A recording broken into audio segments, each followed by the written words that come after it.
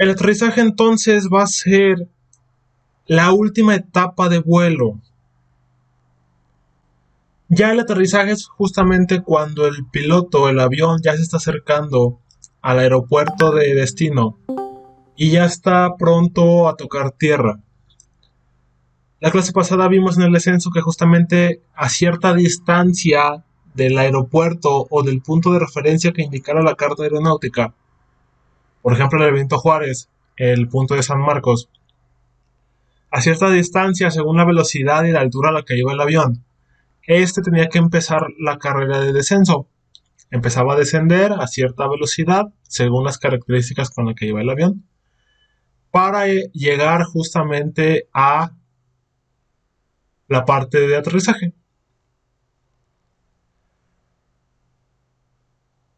¿En qué momento empieza el aterrizaje?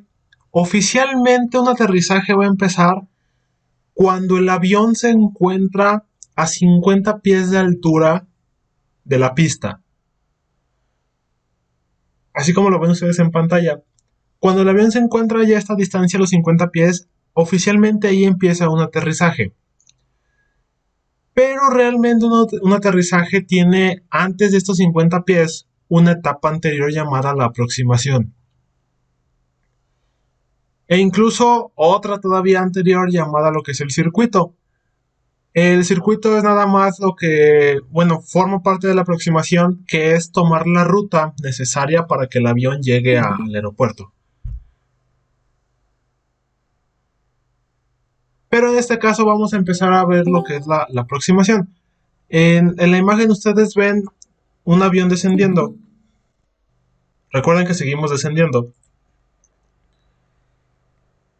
El punto que se ubique entre los 50 pies, cuando el avión se encuentra a 50 pies de altura, y el punto donde el avión haga contacto con tierra, esa distancia horizontal se le va a llamar flare. Flare. Y el punto donde toque hasta donde el avión se detenga por completo en pista se le llama la carrera de aterrizaje.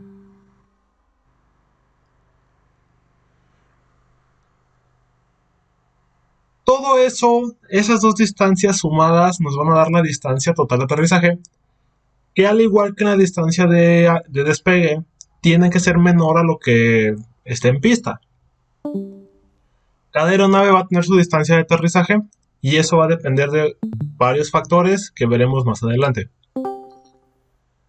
Primero empecemos a hablar justamente de lo que es el aterrizaje y sus etapas, sus fases, por así llamarlas.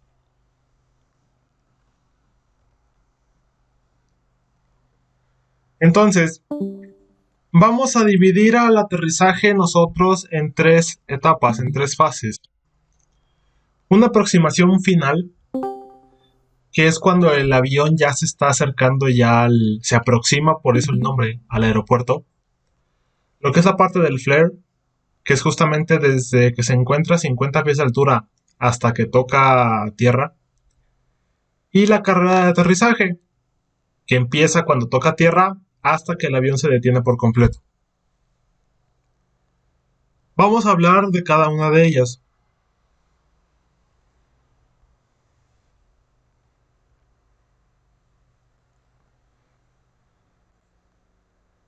En la aproximación final,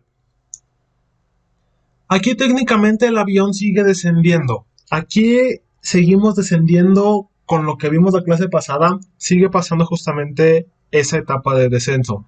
Tiene que ir a cierto ángulo, a cierta velocidad, para que el descenso sea controlado con velocidad constante, para que el avión no se vaya o muy rápido, no vaya creciendo su velocidad, o la vaya disminuyendo, que se vaya quedando atrás y esto vaya a ocasionar algún problema.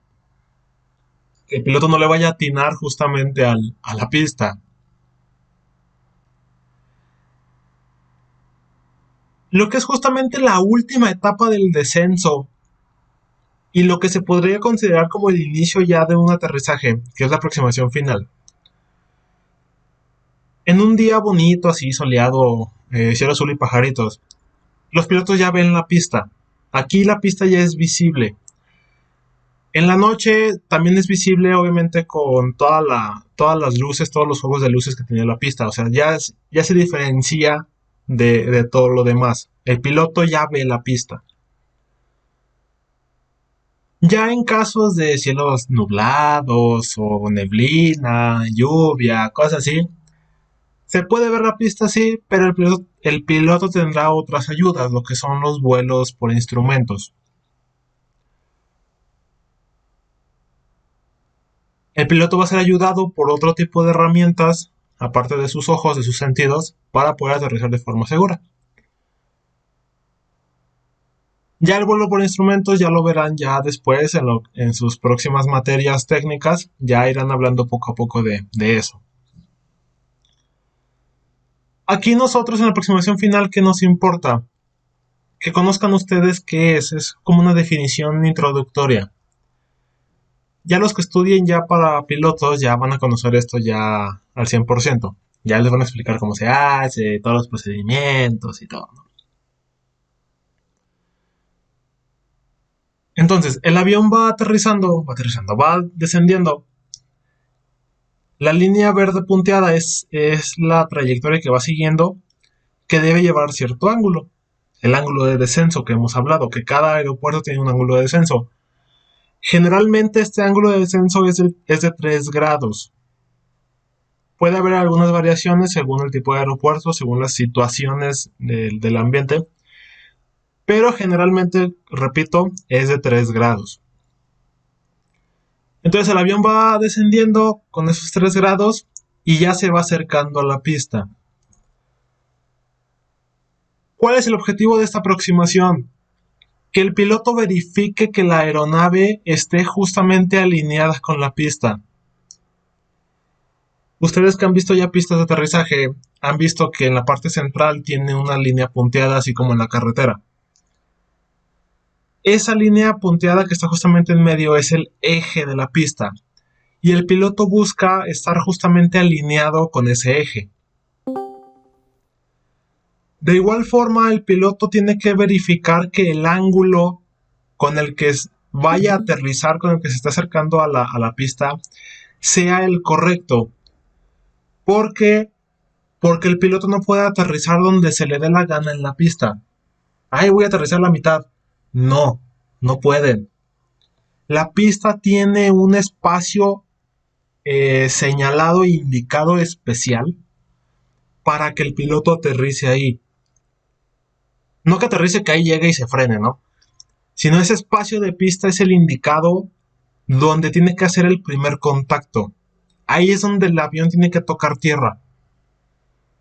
Ya que toque tierra ahí, ya seguirá su carrera de aterrizaje y ya usará los frenos para parar al avión.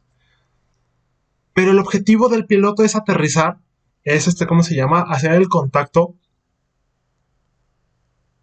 lo que se llama el inicio de la pista. Se les dice a los pilotos que busquen aterrizar en lo que es en el primer tercio de pista. Así como lo ven en la imagen de la derecha, tenemos la pista. Lo que es la primera, lo dividimos en tres. Y el primer tercio, ahí es donde los pilotos tienen que buscar tocar lo que es pista, aterrizar ahí. Las pistas son muy, muy largas.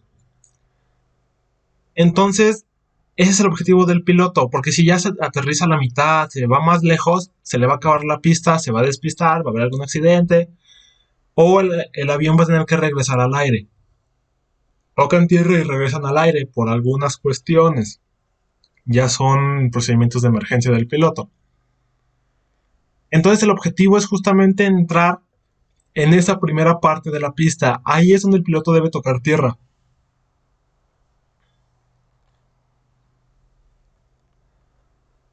Vamos a ver, por ejemplo, imaginen que el piloto, vamos a la pista que está a la izquierda, la que dice pista de vuelo visual. Ya como cápsulas un poquito extras. Las pistas, todas las pistas, todas, deben tener al menos dos cosas.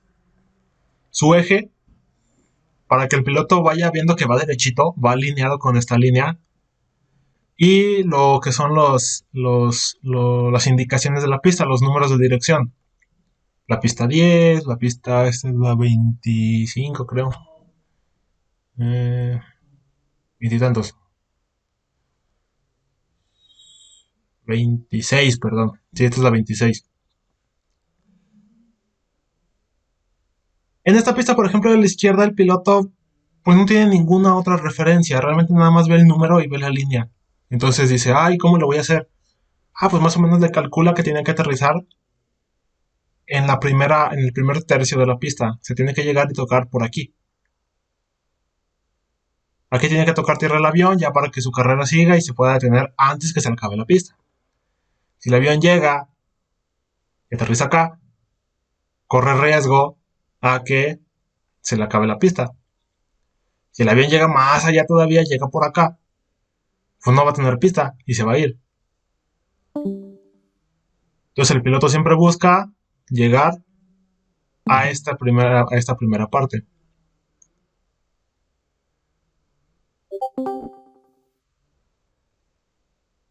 Hay otras pistas donde el piloto ya tiene más información, aparte del número y tiene el eje, tiene lo que se llama las líneas de umbral. Las líneas de umbral van a ser entonces esas líneas gruesas que ven abajo,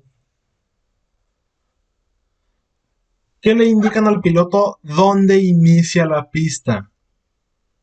Esa es su función principal.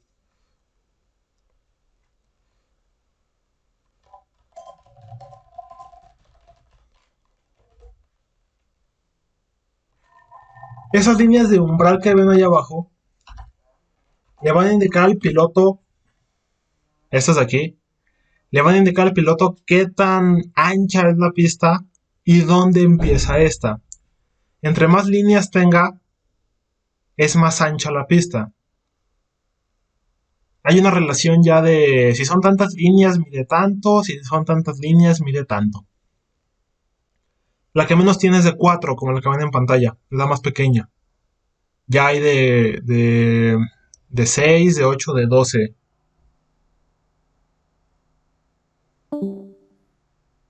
Entonces, según las líneas de umbral que existan, es el ancho de la pista. Ya el piloto sabe si su avión cabe o no cabe ahí. Y las pistas ya más equipadas, ya en la mayoría de los aeropuertos, son como los de la derecha. Si se fijan, tiene el número de dirección, tiene el eje, tiene las líneas de umbral que vimos en la de en medio, y aparte tienen unas líneas a lo largo de toda la pista, por ambos lados. Parece un 3 romano, luego una línea gruesa, luego parece un 2 romano y un 1 romano. Estas líneas que ven aquí, estos como números romanos y estas dos de así gruesas, son el punto donde el piloto debe tocar tierra. Aquí estas le indican al piloto dónde debe tocar tierra. El objetivo principal del piloto es que toque tierra en estas dos de aquí, que se llaman el punto de visada. Estas gruesas de aquí, que se encuentran después de las que aparecen en un 3, ahí es donde el piloto debe tocar tierra. Ese es su objetivo. Son líneas largas, son varios metritos, así son varios metros. Entonces ahí es donde el objetivo, donde el piloto debe tocar tierra, es su objetivo.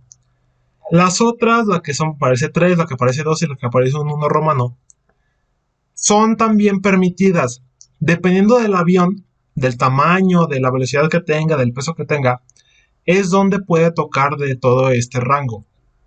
Si ocupa más distancia de pista, obviamente debe tocar donde está el 3. Si ocupa mucha menos distancia de pista, puede tocar en el 1. Pero más allá del 1 ya no puede tocar. Ya se salió, ya no va a alcanzar ¿cómo se llama? A aterrizar. Si el avión toca tierra después de la última línea, del último marcador de distancia, ya el piloto ya se va el avión se va a salir de pista. Ya corre ese riesgo ya muy alto. Entonces los pilotos tienen que tocar justamente en la primera parte de la pista, que están todas estas señas. En la aproximación el piloto ya va midiendo con el ángulo de descenso y con la velocidad de descenso que lleva, que justamente va a tocar este punto de visada que se le llama. Ya debe ir calculando él, junto con la computadora de vuelo, con las herramientas que él tenga, que debe llegar a este punto. Ya si es un vuelo visual, pues ya le va midiendo, ¿no? Ay, sí, sí voy a llegar y no, no voy a llegar. A ellos los entrenan justamente para este tipo de cosas.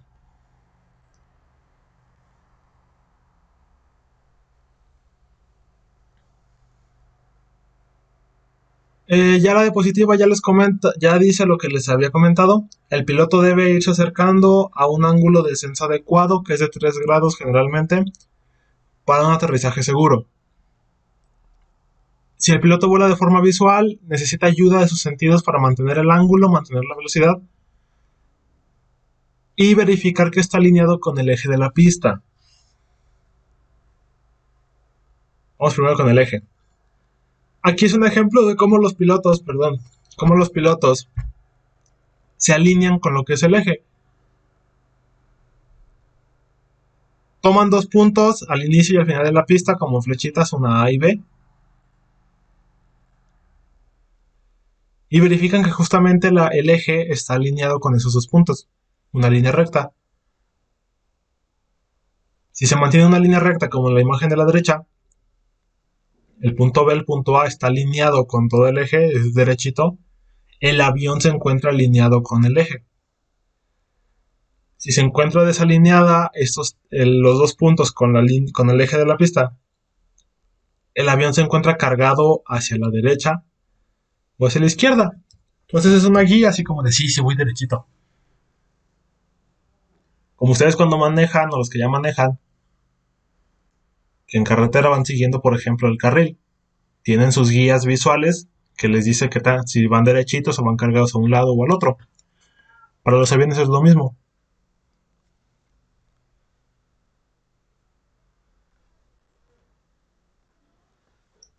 Y en cuanto al ángulo, también los capacitan, les enseñan que las pistas deben verse de cierta forma. Uy.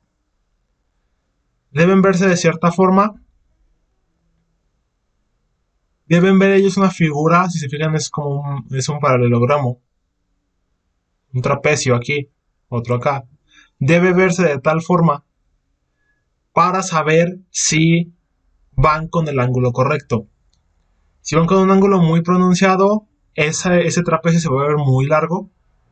Si van con un ángulo muy pequeño, ese trapecio se ve muy, muy pequeño, muy apachurrado, muy aplastado. Debe verse de tal forma. Eso se hacía ya hace algunos años, ya que no existía mucho del vuelo por instrumentos, que todo era visual.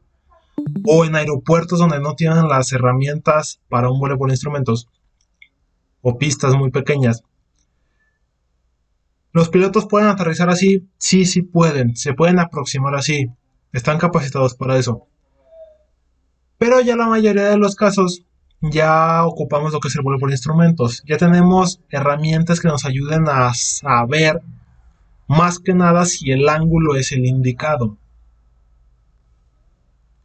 ¿Cómo sabe el piloto entonces por instrumentos si lleva el ángulo indicado, si no va muy pronunciado o si no va con un ángulo muy bajito?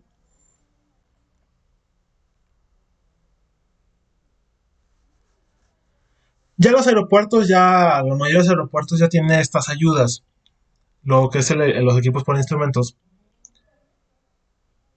Son varios, vamos a mencionar lo que son 3, nada más vamos a mencionarlos. De seguro alguno de estos los llegaron a ver en entorno, así mencionados. De seguro platicaron un poco de estos.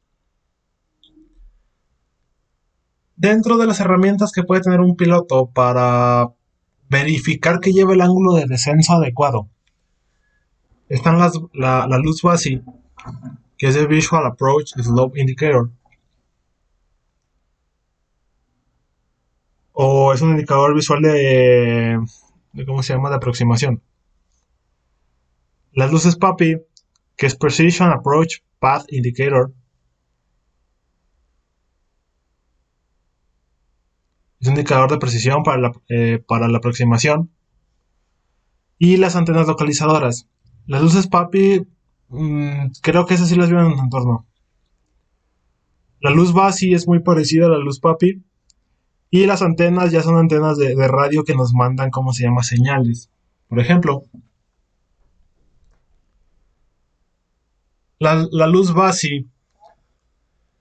La luz BASI es una pequeña luz o un juego de luces que se coloca al inicio de la pista. Estas luces, al igual que las PAPI, en el día se llegan a ver ya entre 4 y 8 millas antes de llegar a pista. Y en la noche se pueden llegar a ver hasta 20 millas antes. Entonces, ya los pilotos, ya cuando están en su aproximación final, ya están viendo estas luces. Consisten en dos colores, blanco y rojo. Según el ángulo, están diseñadas según el ángulo que lleve el piloto, va a haber cierto color. Están acomodadas de tal forma que produce ese efecto. Si el ángulo de, ¿cómo se llama? De descenso es muy pronunciado, es muy grande, el efecto óptico que se genera es que el piloto vea todas las luces BASI blancas, como la imagen de la izquierda. Esto le indica al piloto, oye, tu ángulo es muy pronunciado, bájalo. Ya el piloto hace las modificaciones de descenso necesarias para bajar el ángulo de descenso y que se acerque a los 3 grados.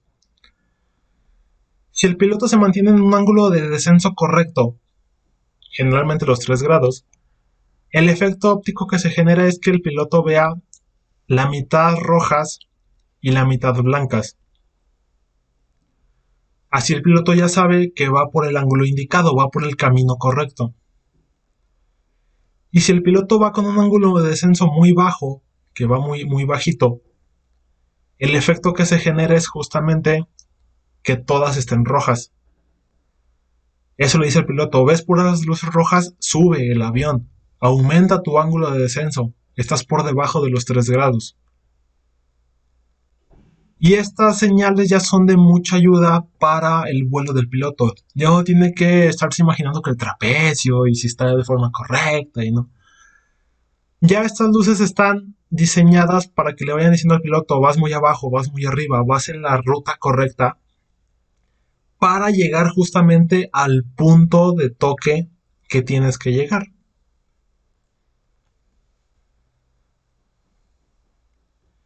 Las luces PAPI son algo muy parecido, realmente es prácticamente lo mismo, solamente que su acomodo es distinto. Generalmente las luces PAPI igual también son 4 y se encuentran dos juegos al inicio. Este es un juego que ven en pantalla, son 4 luces. Entonces en las pistas generalmente hay 4 luces a la derecha y 4 luces a la izquierda. Y funcionan de igual forma. Si el piloto va muy arriba, por ejemplo, arriba de los 3.5 grados de ángulo de descenso, va a haber 4 luces blancas. Es así como el piloto, oye, baja un poco, vas muy arriba. Conforme vaya bajando, que se acerque por ejemplo a los 3.2 grados, va a empezar a ver una luz roja. Si sigue bajando y llega al ángulo indicado, en este caso los 3 grados, va a ver la mitad blanca y la mitad roja. Esto es lo que debe ver el piloto, mitad y mitad. Eso le indica que va por el ángulo del descenso correcto, para llegar justamente al punto de toque. Si ve más luces rojas que blancas, va por debajo de los 3 grados. Y si las ve todas rojas, es que va muy por debajo de los 3 grados. Tiene que subir el ángulo de descenso, perdón. Tiene que subir el avión para que llegue a mitad y mitad y sepa que va por el camino correcto. ¿Dudas hasta aquí?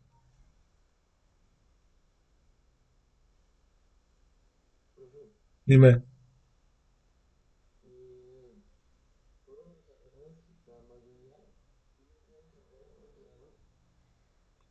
Sí.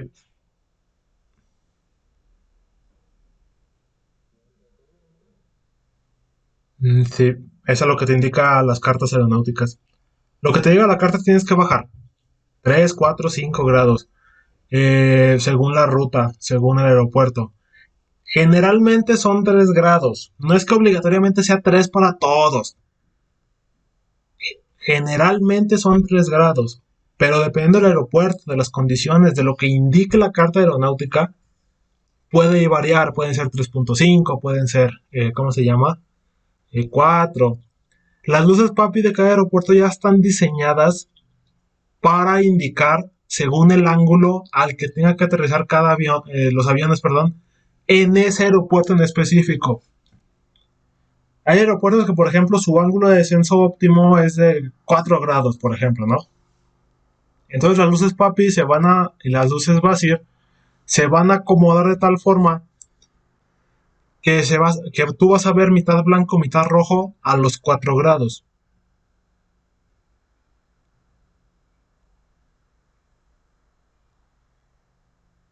Casi siempre te lo vas a encontrar a 3 generalmente, pero puede haber variaciones, sí, sí existen las variaciones. Y va a depender justamente de cada aeropuerto, ya lo que te diga tu carta.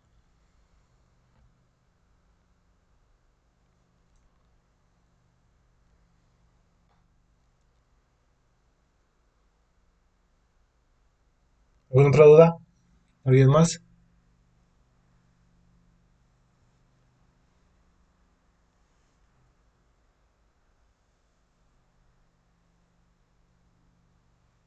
¿No? Las antenas localizadoras ya son unas antenas especiales. El avión también debe estar equipado con ciertos radios especiales para recibir una señal. Esas antenas son una maravilla porque no solamente le dicen al piloto con qué ángulo va, la imagen de abajo nos habla del ángulo, con qué ángulo de descenso va, sino que ¿cómo se llama? Estas antenas también le dicen al piloto si va centrado, si va alineado con el eje. Las luces papi no, las luces Basi no. Estas antenas sí lo hacen. Le ayudan también al piloto a decirle, oye, vas derechito, oye, estás muy cargado a la izquierda, vas muy cargado a la derecha. Técnicamente estas antenas tienen cierta frecuencia, funcionan bajo ciertas frecuencias de radio, donde el avión al momento de recibirlas, según la posición donde se encuentren, es la señal, la frecuencia que va a recibir. Y cada frecuencia tiene un aviso. Si el avión va muy cargado, por ejemplo, vamos arriba, a la imagen de arriba. Si el avión está muy cargado, por ejemplo, a la izquierda, o sea, hacia acá, esta frecuencia, este globito azul, le va a decir, oye, estás muy cargado a la izquierda, enderezate. Y el avión se tiene que enderezar. Si se pasa y se carga ahora del otro lado, del lado derecho, aquí abajo, este globito rojo, al momento de entrar aquí, le va a decir, oye, estás muy cargado a la derecha, enderezate. Si el avión se mantiene derecho, y si se fijan, entra a una zona donde están las dos frecuencias, aquí va a recibir una señal que diga, vas bien. Así le va a decir la señal, vas bien, vas alineado. Y ya el piloto sabe que va por la línea correcta. De igual forma para el ángulo, la línea verde que ven ustedes en pantalla es el ángulo indicado con el que tiene que aterrizar.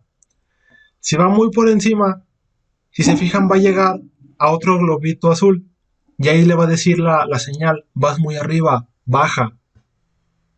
Tiene que bajar el piloto. Si el piloto va muy abajo, llega al globito rojo, a la zona roja, y ahí la señal le indica, oye, vas muy abajo, sube.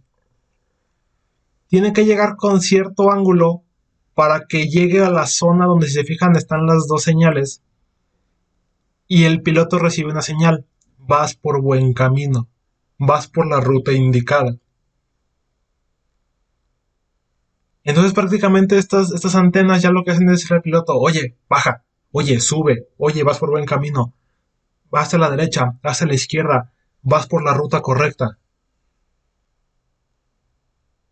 Ya sea al piloto o al piloto automático, a la computadora de vuelo, ya le va indicando esta señal si va correctamente o qué tiene que hacer para llegar a la ruta correcta, para estar alineado tanto con la pista como con el ángulo de descenso indicado.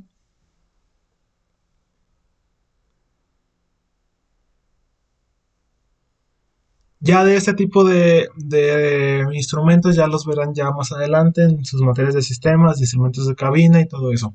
Electrónica creo que incluso. Ya hablarán de esto después.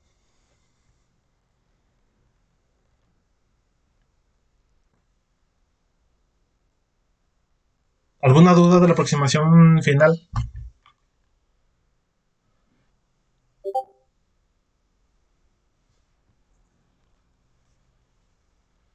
Bueno, ya que el piloto se encuentra, ya que está haciendo la aproximación y se encuentra por el camino correcto, va alineado a la pista y va con el ángulo indicado.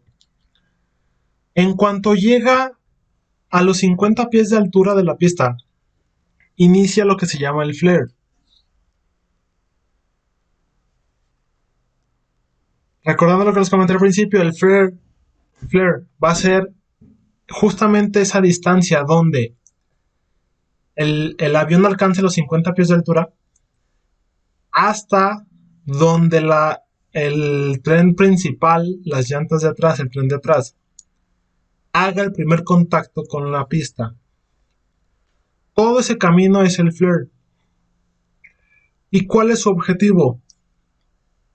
Reducir lo que se le conoce como régimen de descenso. O sea, ir reduciendo la velocidad de descenso e ir reduciendo el ángulo de descenso. ¿Para qué hace esto el piloto? Para que el aterrizaje sea suavecito. Los de ustedes que ya volaron, al momento de aterrizaje, si les tocó un muy buen piloto, el aterrizaje lo sintieron suavecito, como si resbalara el avión en la pista. No es que resbalara por hielo o lluvia, no, sino que el aterrizaje se sentía despacito, suavecito, con calma. Si les tocó un piloto que no tiene mucha experiencia, por así decirlo, venía distraído o tenía prisa, les pudo haber tocado un aterrizaje donde se siente un poco más fuerte el impacto con tierra. Cuando toca tierra se siente un pequeño golpecito. No es nada para alarmarse, es normal, el tren de aterrizaje está diseñado para eso. Pero sí se siente un poco más brusco el aterrizaje. Esto es porque su punto de flare no redujo, no hizo lo indicado al 100% para que el aterrizaje fuera suavecito. ¿Qué pasa, por ejemplo, en el flare? Cuando llega a los 50 pies de altura, el avión sigue derechito, sigue haciendo un aterrizaje derechito.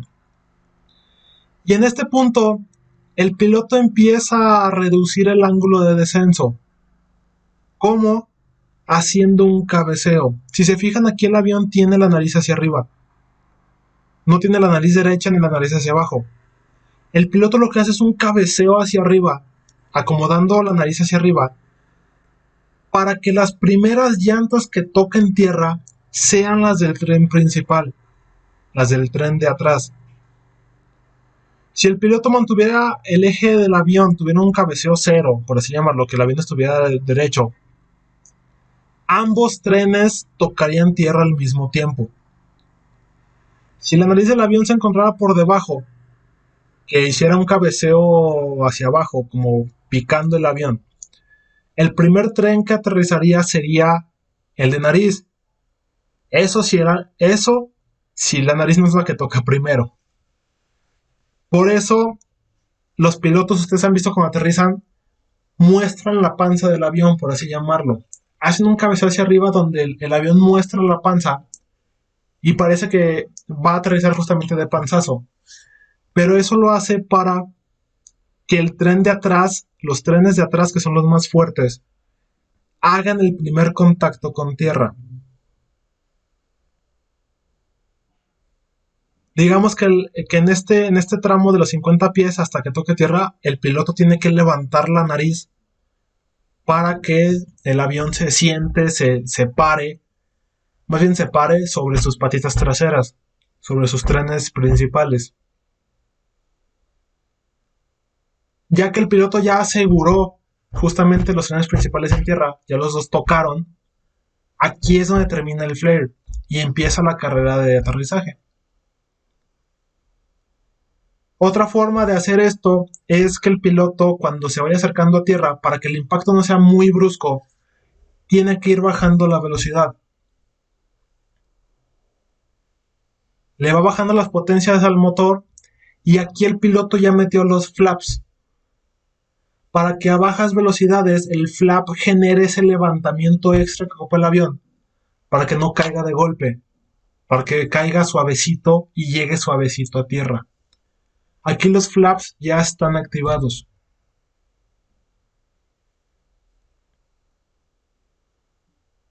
Le permite al piloto bajar la potencia del motor, bajar un poco la velocidad, sin perder levantamiento para que el avión llegue de forma suavecita. Porque si el avión pierde levantamiento de más, el avión pues va a caer y va a chocar más fuerte, va a aterrizar más fuerte en el piso. Pueden dañar el tren de aterrizaje o en golpes muy fuertes pueden, ¿cómo se llama? Hasta... Eh, ¿Cómo lo digo sin que se escuche tan feo? Hasta pues estrellar el avión en tierra. No que se estrelle y explote, ¿no? Sino que choque contra tierra y dañe lo que es toda la panza del avión. Para eso es el flare, justamente es el lapso. ¿Dudas del flare? Es muy sencillo, prácticamente es eso. ¿Dudas de él?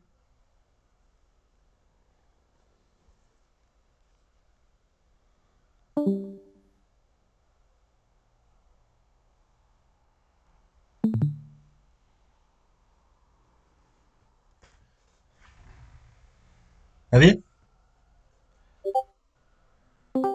Du. No.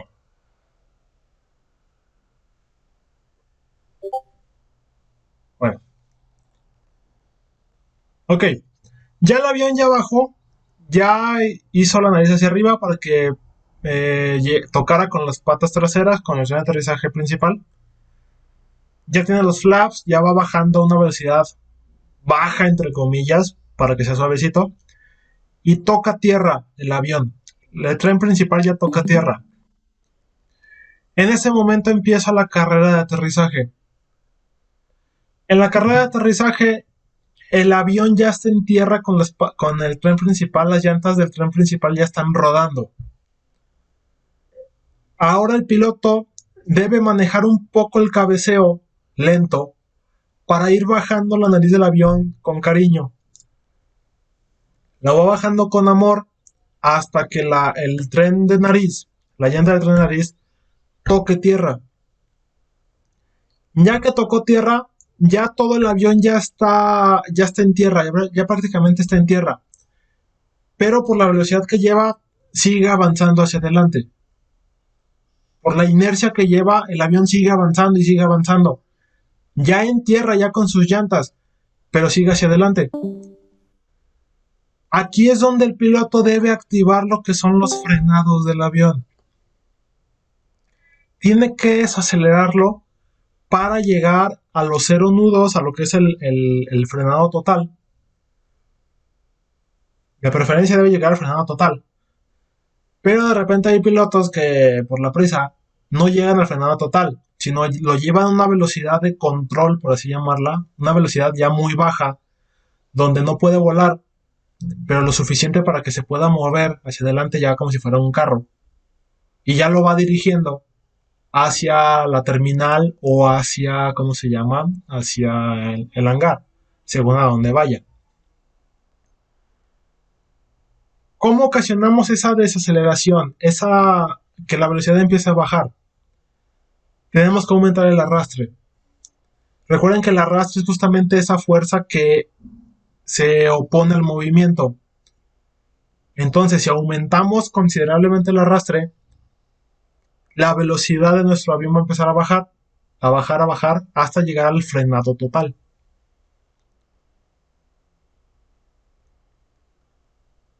¿Cómo genera un avión entonces un arrastre grande?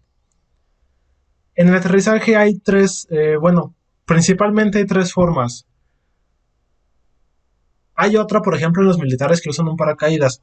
Hay aviones que tienen paracaídas para hacer un frenado, pero no es así que digan, ay, súper común, ¿no? No lo vamos a ver en todos lados. Entonces, ese no lo vamos a tocar. Vamos a ver los que sí son más comunes, que son tres tipos.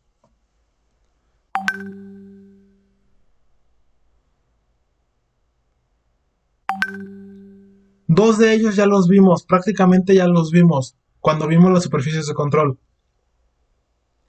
El primero y el que se usa en primera instancia es el frenado aerodinámico, lo que son los spoilers. El segundo, en caso que el avión cuente con ello, es el empuje reverso o las reversas del avión.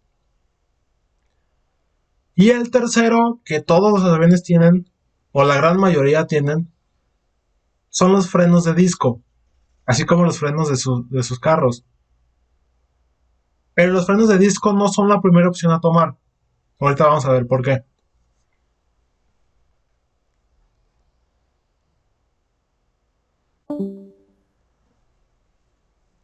Del frenado aerodinámico, de los spoilers, ustedes ya los conocen, ya saben qué hacen. Ustedes saben que tenemos lo que es el perfil. Y justamente en el centro tenemos una pequeña placa que se levanta, que es el spoiler. El spoiler lo que hace es frenar, si se fijan aquí viene el flujo de aire, y choca contra el spoiler, es una especie de pared. Al chocar con esa especie de pared, busca rodearla y seguir su camino. Pero el spoiler atrás de él, este choque tan repentino que tiene el aire, que no sea algo, una curva como el perfil, sino que sea un cambio de dirección tan repentino, tan brusco, como si fuera una pared, va a ocasionar un flujo turbulento muy grande, que es lo que ven ustedes atrás del spoiler. Ese flujo turbulento gigantesco que se genera se convierte en arrastre, como lo vimos justamente cuando vimos flujo turbulento.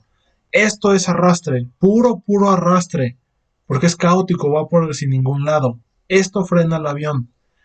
Este spoiler va a frenar en gran medida el avión, es el primer freno que entra, por la cantidad de arrastre que genera.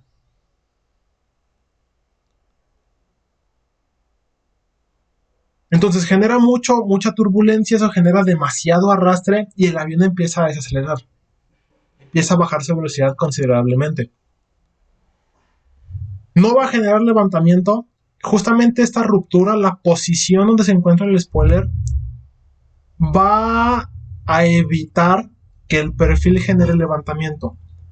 Por el punto donde se encuentra, el flujo que sí es laminar, que está aquí adelante, este de aquí, no es suficiente para generar algún levantamiento. Entonces el avión no se va a poder levantar, porque este spoiler lo evita. Le quita ese poder de sustentación al avión. Y aerodinámicamente hablando, sucede un tercer efecto. Cuando el spoiler es activado, la turbulencia que genera y la forma que tiene el perfil causan que aquí abajo en el intra 2 se genere ahora, digamos que un levantamiento inverso. Se genere una fuerza hacia abajo. Esa fuerza hacia abajo va a mantener pegado al avión a tierra. Y va a aumentar lo que es la fricción de las llantas.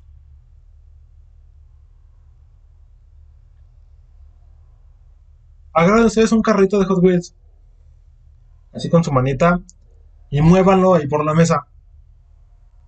Se mueve con facilidad. Pero ahora agarran el carrito de Hot Wheels y presionenlo hacia la mesa, apliquen una fuerza hacia abajo. Ahora, con esa fuerza aplicada hacia abajo, o sea, como si lo apachurraran, traten de moverlo. Es un poco más difícil, es más complicado, porque ese peso hacia abajo hace que las llantas se peguen más al piso, por así decirlo, y el movimiento sea más complicado, se genere más fricción. Entonces el spoiler, lo que es el frenado aerodinámico, va a generar este efecto también, una especie de levantamiento inverso hacia abajo, que empuje al avión hacia abajo, haciendo que las llantas se peguen más al piso, o sea, que el avión se quede completamente pegado al piso y genere más fricción, que se convierte en arrastre. Y eso va a frenar cada vez más al avión.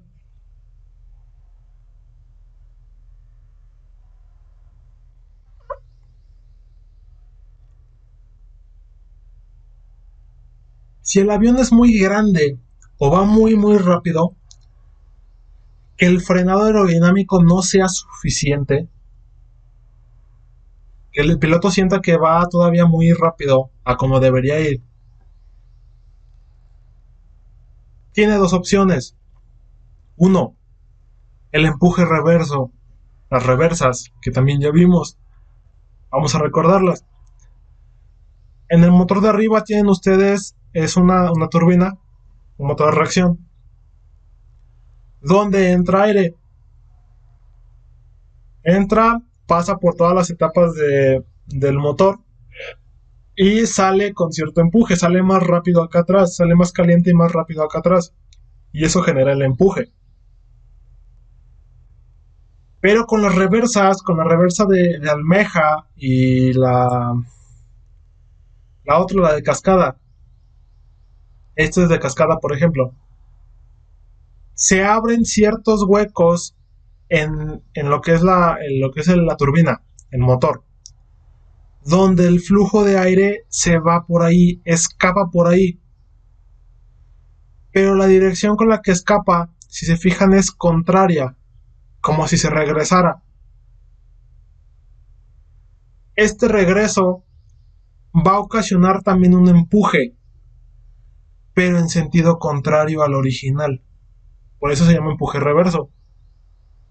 Porque al generar un empuje hacia el otro lado, el empuje de acá, atrás, el original, se reduce considerablemente. Y ahora la mayoría del empuje se va hacia el otro lado. Si aquí en la imagen el empuje va hacia la izquierda, perdón, aquí se desvía y va hacia la izquierda, el motor va a ir hacia la derecha. O sea, digamos que ahora el motor va hacia atrás, le mete reversa al avión. Y como el avión se está moviendo hacia adelante, esta reversa va a frenarlo. Lo va a ir frenando poco a poco hasta que llegue justamente al punto cero. No todos los aviones lo tienen. Deben estar equipados con las reversas en los motores para poder emplear este empuje. Muchos de los aviones grandes tienen, ya realmente por el peso, por la velocidad que agarran, ya lo tienen. Ya en aviones más pequeños, ya dependiendo digamos que del cliente, las reversas son algo que le pueden poner así como extra al avión. Así como los carros de super lujo que tienen quemacocos y todo. Los aviones cuando los compran también, yo quiero que le pongas, ¿cómo se llama? Reversas. Claro, te va a costar un tanto más. Sí, tú pónselas, ¿no? Y ya les ponen reversas. Si ustedes consiguen un avión que no tiene reversas, eh, así como su primer avioncito, y quieren que tenga reversa, se las pueden poner. Un polarizado. No, polarizados no. No, tampoco eso. Suspensión. Eh,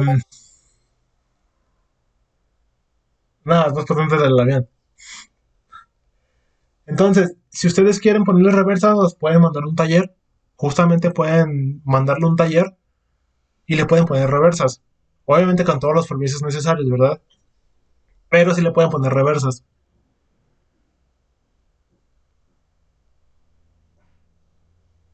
Si el avión no cuenta con reversas o si las reversas tampoco son suficientes para frenar al avión, que les falte un poquito más de frenado al avión, pasamos al siguiente punto, el freno de disco. Este es un frenado muy parecido o casi igual, prácticamente igual, al que usan los carros. Para quien sepa de carros o conozca los frenos de sus carros. En los aviones es algo igualito. Tenemos lo que es la llanta, ¿no? Está lo que es la masa, el rin, y está conectado a un disco.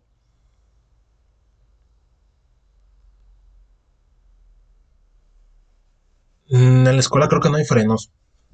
Creo que solo está el del Sabreliner, pero está instalado. Eh, los frenos de los aviones son unos discotes, son unos discos así compuestos de varias capas. Aquí está muy simplificado, aquí es un solo disquito. Pero los de los aviones son un disco más complejo, o sea, son como varios discos pegados en uno solo así grandote. Pesados, son pesados.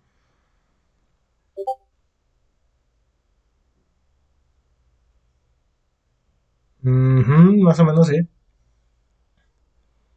Y bueno, los que yo he visto, todos los que yo he visto son blancos.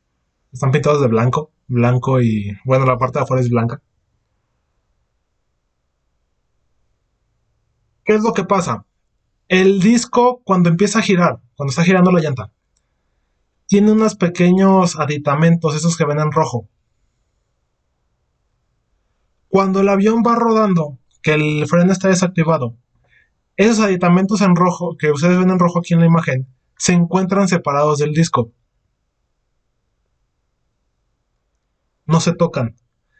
En cuanto el piloto mete el freno de disco, ahí esta los mete a través de los pedales que tiene en cabina. Los pedales que usa para el rudder también los usa para los frenos, para estos frenos. Entonces presiona. El pedal tiene dos partes. La parte de abajo, si empuja la parte de abajo es para el rudder. Si empuja el pedal por la parte de arriba, es el freno. Está dividido en dos partes. Desactiva la parte del freno y estos pequeños aditamentos rojos se cierran y tocan a lo que es el disco. Al momento de tocarlo, entre más presione el piloto el pedal, estos pequeños bloquecitos rojos van a apretar cada vez más fuerte el disco. Y entre más fuerte lo aprieten, más fricción van a generar. La fricción va a tratar de frenar la rotación del disco aplicándole lo que es el frenado. Es igual que en los coches. Pero aquí hay un gran problema. La fricción genera calor. Ustedes ahorita con su manita pueden empezar ¿cómo se llama? A rozar lo que es su brazo de un lado a otro y va a generar calor porque están generando fricción. Con esto pasa lo mismo. Generan calor y puede ocasionar problemas como el que vimos en despegue. La velocidad de frenos, si se acuerdan. Yo les comentaba en ese entonces que si el piloto mete los frenos como primera opción para frenar, antes de los spoilers, antes de una reversa, la velocidad que lleva el avión es tan grande que el freno de disco no va a alcanzar a frenarlo. Va a generar tanta fricción, tanto calor, que pueden pasar varias cosas. Uno, se funde el freno. O sea, se funde. Así literalmente se funde. Dos, la llanta truena. El calor que obtiene el freno se lo pasa a la llanta. Porque están unidos, están juntos. Entonces, si el freno se calienta en exceso, la llanta se calienta en exceso. El gas que lleva adentro se calienta en exceso y va a explotar la llanta. Y se puede prender, se puede generar un incendio.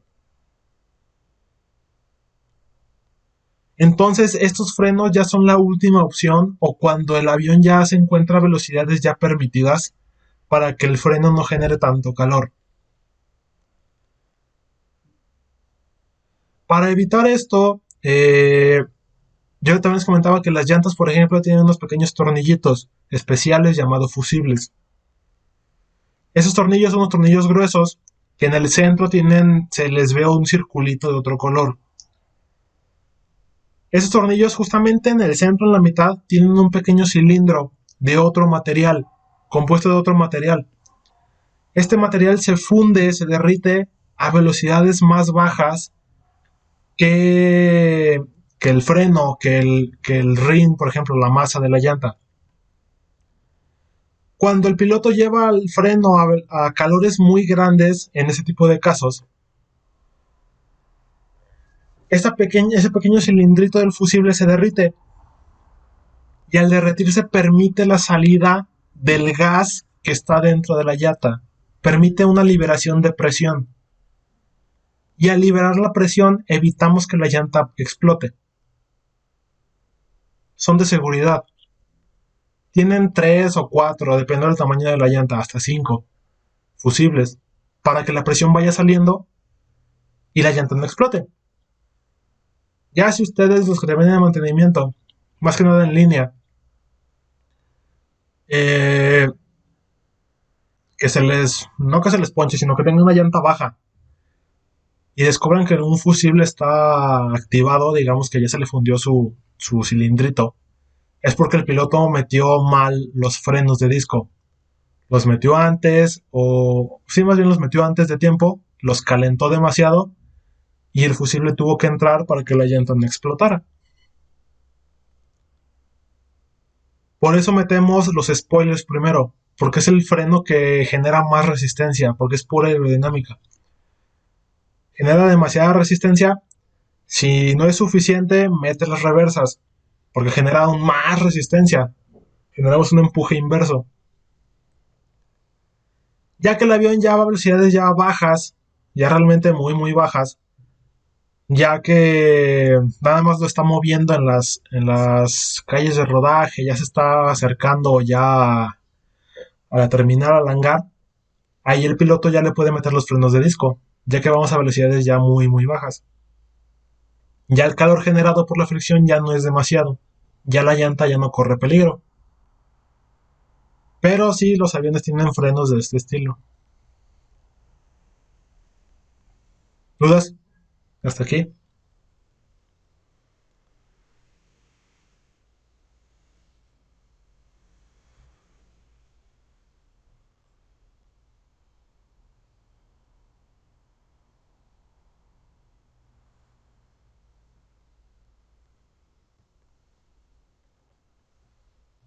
Bien. Bueno, ya prácticamente para terminar, los factores, al igual que en el despegue, los mismos factores que en el despegue van a influir en el aterrizaje también. Cuando vimos despegue, nosotros mencionamos que había 3 grupos de factores que podían perjudicarnos en un despegue. En un aterrizaje va a ser igual. Tenemos 3 grupos. Los factores más importantes dentro de un despegue, dentro de un aterrizaje también, es la pista, las condiciones del ambiente y las características de la aeronave.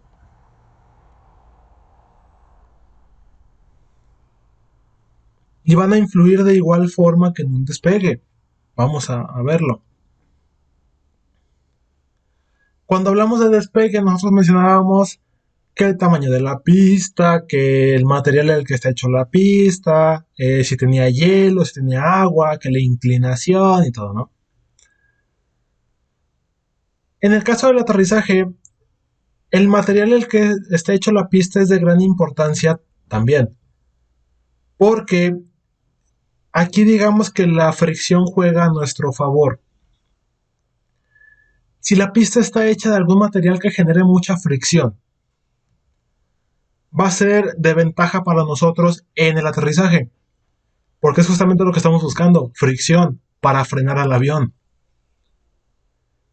Entonces, pistas con coeficientes de fricción altos nos van a ayudar a nosotros a frenar al avión más rápido y que la distancia de aterrizaje sea más corta, que el avión no se vaya a salir de la pista, que ocupe poca distancia para poder hacer su carrera de aterrizaje y frenar totalmente.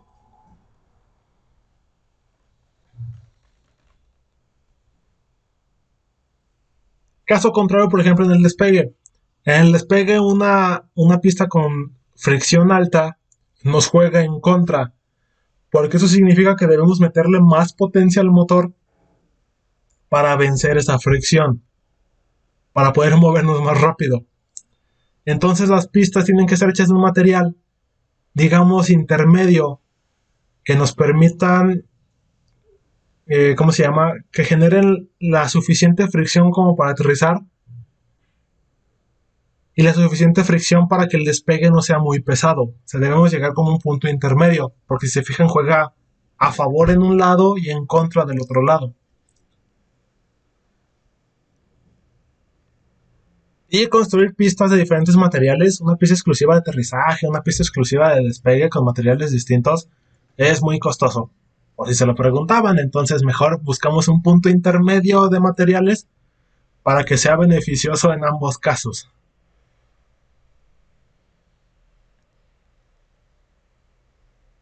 La parte de agua, de escarcha, de hielo, al igual que en el despegue, en el aterrizaje también nos afecta. Aquí sí afecta en ambos casos. En el despegue vimos que una pista con hielo, por ejemplo, va a ocasionar que el avión se patine y se pueda salir de pista. En el aterrizaje, una pista mojada, una pista con hielo, va a ocasionar que este coeficiente de fricción se reduzca considerablemente. Ahora la pista no va a generar la fricción que yo necesito, sino que el avión va a resbalar igual. Y al resbalar no voy a poder frenarlo de forma sencilla. Voy a ocupar yo más distancia de frenado, porque el avión está resbalando, como una pista de hielo. Entonces necesito yo mucho más distancia para poder aterrizarlo. Y puede, en casos extremos, que me salga incluso de la pista, que se me acabe la pista. Por eso hay casos que en lluvia extrema, aparte que el avión no puede aterrizar porque no puede hacer la aproximación, o en caso de nevadas o de mucho hielo, hay ocasiones donde los aeropuertos cierran las pistas, porque es muy peligroso para el avión porque se va a patinar, no va a alcanzar a frenar y se va a salir de la pista. Ya sea por lo largo o de repente se va de lado y a media pista se salió. Justamente por esta cuestión del hielo, la condición de la pista.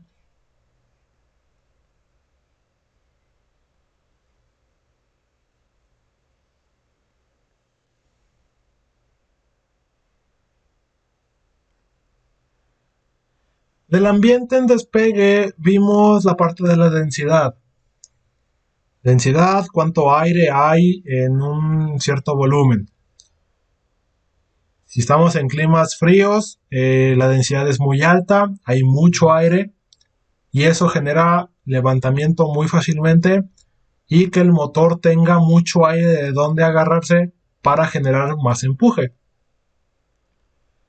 Climas muy cálidos, climas calientes, significan menos densidad en el aire, menos partículas de aire. Entonces, si hay menos partículas en el despegue, generamos menos levantamiento y el motor no tiene aire de donde generar empuje, porque es menos partículas. En el aterrizaje es prácticamente lo mismo.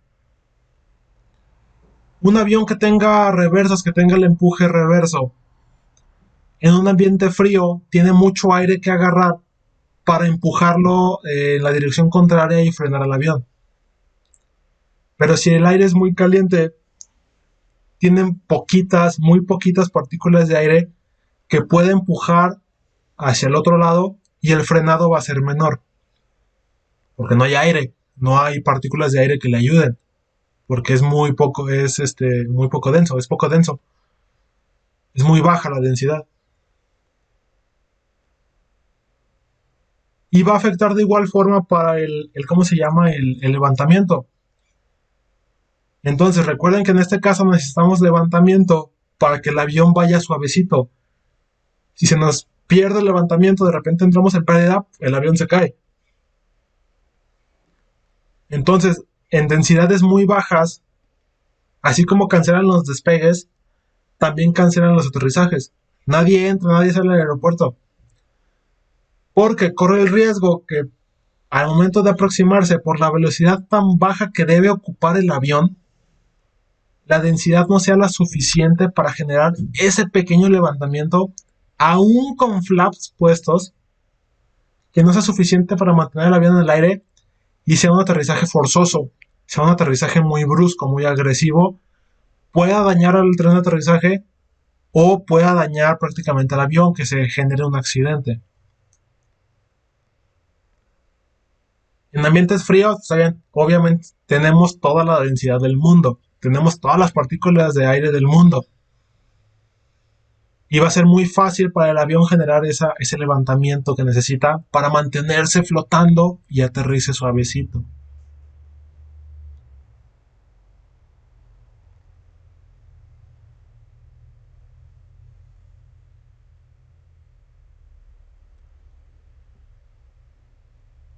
Y en cuestión de aeronave, en despegue vimos el peso. Aviones muy pesados ocupan mucha más distancia para poder despegar, porque hay que mover toda esa masa.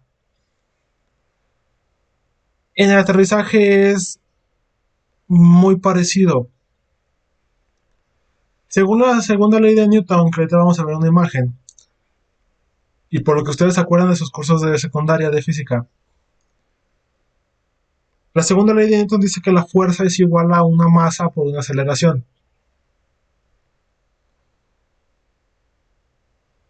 ¿Qué significa eso? Si nosotros despejamos lo que es la aceleración. La aceleración es igual a fuerza entre masa.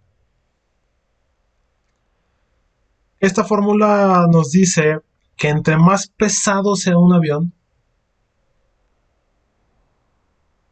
más difícil va a ser desacelerarlo. Entre más pesado sea el avión, más difícil va a ser que baje su velocidad.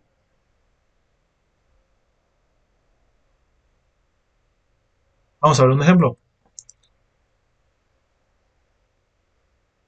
Tenemos la fórmula de la segunda ley de Newton ya despejada en este caso.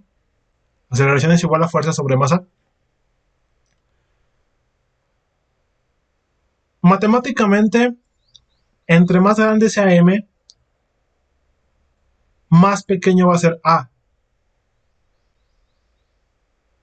Y viceversa. Entre más pequeño sea m, mayor va a ser a. Mayor va a ser la aceleración o la desaceleración. Entonces, por ejemplo, un objeto liviano como una bicicleta de 85 kilos tiene una masa chiquita, entonces la fuerza de aceleración o la fuerza de desaceleración va a ser mucho más grande y va a ocupar menos distancia para frenarlo. Si yo muevo un carro que de 85 kilos pasamos a 1200, la masa, si fijan aquí la M crece. Eso va a hacer que la aceleración o la desaceleración sea más pequeña. Y si desacelera más lento, o sea, que su velocidad vaya bajando de forma más lenta, ocupa más distancia para poder llegar al cero, para llegar al frenado total. Ahora, si nos vamos a un objeto mucho más pesado, como un tren de 80,000 kilos, la masa ya es muy, muy, muy grande. Eso va a generar una aceleración muy pequeña, una desaceleración muy pequeña.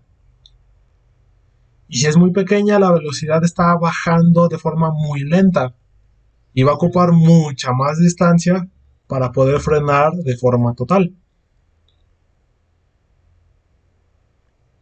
Entre más pesado sea el avión al momento de aterrizar, más difícil va a ser desacelerarlo y más distancia va a ocupar para el aterrizaje, para poder frenarlo totalmente.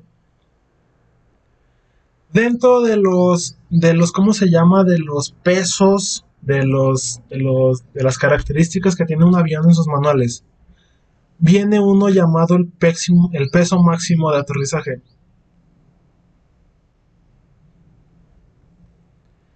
Todos los aviones tienen un peso máximo de aterrizaje. Viene indicado en los manuales. No puedes aterrizar si tu peso es de, por decir algo, ¿no? De 10 toneladas. 5 toneladas. Digo, es por decir algo. Por decir un número. Los pilotos, ya con lo que vimos en despegue y vuelos cruceros y todo eso, ya fueron gastando combustible, ya el peso del avión se fue reduciendo justamente porque fuimos quitando combustible. Y si los de operaciones aéreas, antes de hacer el vuelo, hicieron los cálculos correctos y le metieron el combustible suficiente para que el avión llegara al destino, e hicieron los cálculos necesarios de gasto de combustible de los motores, para que al momento de aterrizar el peso fuera menor al peso máximo, no hay problema. Pero de repente ustedes han escuchado casos, por ejemplo, hace poco el vuelo de Air Canada que le falló un tren de aterrizaje. Hay casos, por ejemplo, donde el avión despegando, pues va muy pesado, va con su peso, con mucho combustible, con su peso máximo, por así decirlo. Pero le falla el tren de aterrizaje, como el caso de ese avión. O hay alguna situación que tienen que volver a aterrizar. Técnicamente ahí el avión no puede aterrizar, porque va muy pesado, va muy cargado de combustible. Si el avión va dentro del peso máximo de aterrizaje, puede aterrizar luego luego. O si es una emergencia muy, muy, muy enorme, así muy grande, donde el avión no se puede mantener en el aire, tienen que aterrizar. Pero si es alguna cuestión donde el peso que lleva el avión en ese momento, porque va muy cargado de combustible, va muy cargado de equipaje, de maquinaria, de lo que sea, si ese peso va por encima del peso máximo, lo mejor es que el avión empiece a dar vueltas en el aire. ¿Han escuchado ustedes que de repente los aviones empiezan a dar vueltas así en el aire? ¿Para qué? Para gastar combustible. Lo tienen que gastar. Tienen que bajar el peso del avión. Y la única forma es gastar el combustible porque no van a tirar la carga, no van a tirar pasajeros por el aire. O sea, no. Tienen que gastar combustible. Entonces se pueden dar vueltas y vueltas y vueltas. El tiempo que sea necesario para bajar el peso del avión, mandarlo por debajo del peso máximo de aterrizaje y en ese momento ya poder aterrizar.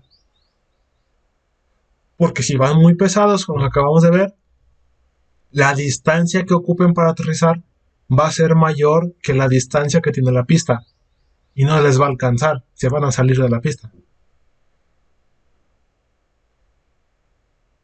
De igual forma, cuando el tren de aterrizaje está dañado, como el caso de ese avión, tienen que reducir el peso al mínimo posible, prácticamente acabarse el combustible. Para el momento de hacer el aterrizaje, el tren dañado no reciba mucho peso y no lo vayan a romper o lo vayan a dañar más. Por eso el peso también es tan importante dentro de un aterrizaje, por ese tipo de puntos. ¿Dudas?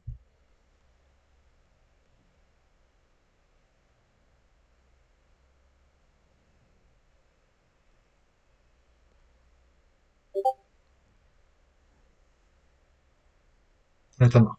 Bueno, pues prácticamente es todo. En el examen sí. Por eso tienes que estudiar, Carlos.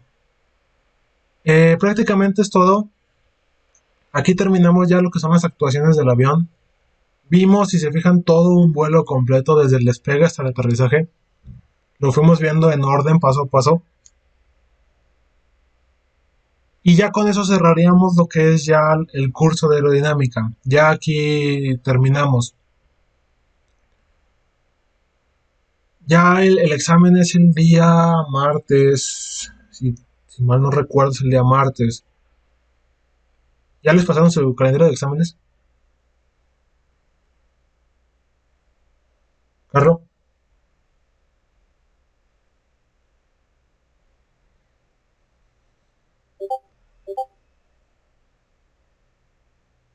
Lo pueden subir al grupo, por favor, para verlo. A ver si es el actualizado. Porque a mí no me lo han mandado. Tengo entendido que es el martes, entonces el examen.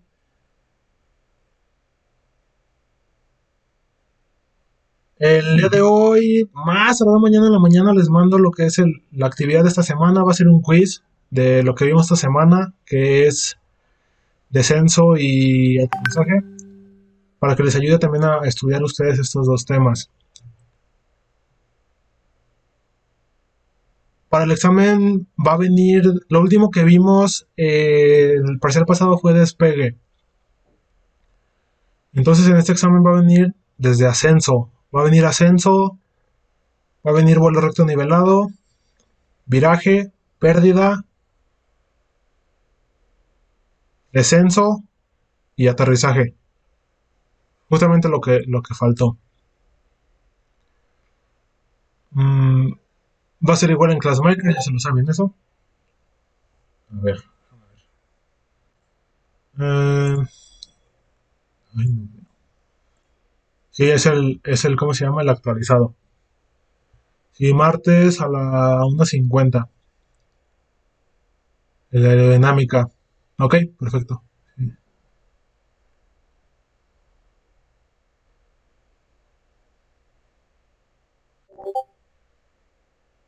Ándale, así mero.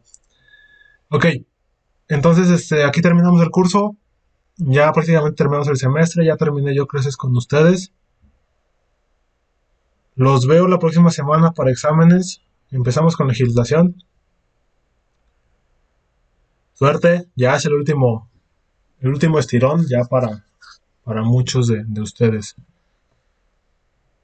Voy a parar la grabación, todavía no se vayan.